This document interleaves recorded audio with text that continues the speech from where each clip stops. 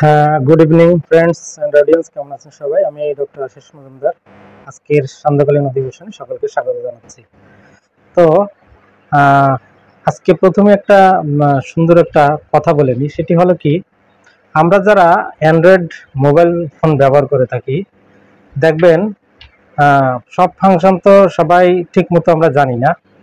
তো অনেক সময় মোবাইলে দেখবেন বাচ্চারা এটা সেটা টিপাটিপি করতে করতে হঠাৎ টকব্যাক চালু হয়ে যায়।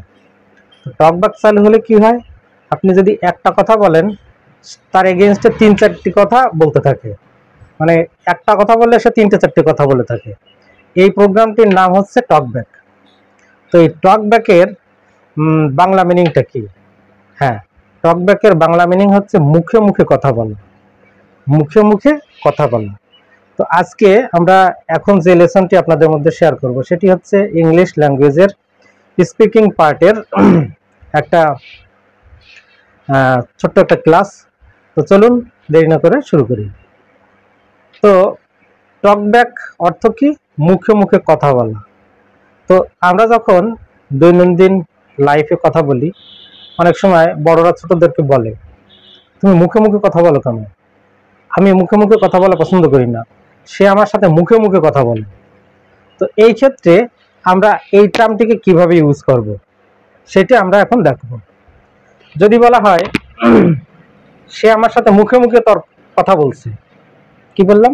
সে আমার সাথে মুখে মুখে কথা বলছে। He is talking back to me. কি বললাম? He is talking back to me. আচ্ছা, এরপর আমি মুখে মুখে কথা বলা পছন্দ করি না।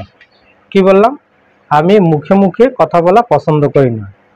I don't like to talk back. হয়ে গেল।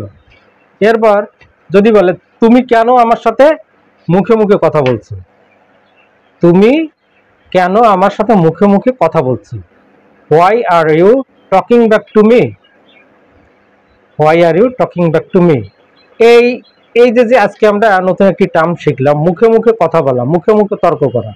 তো এই সুন্দর টার্মটি আমরা যদি মনে রাখি, তাহলে আমরা আমাদের দৈনন্দিন লাইফে ইংলিশে স্পিকিং এর ক্ষেত্রে আমরা ব্যবহার করতে পারবো।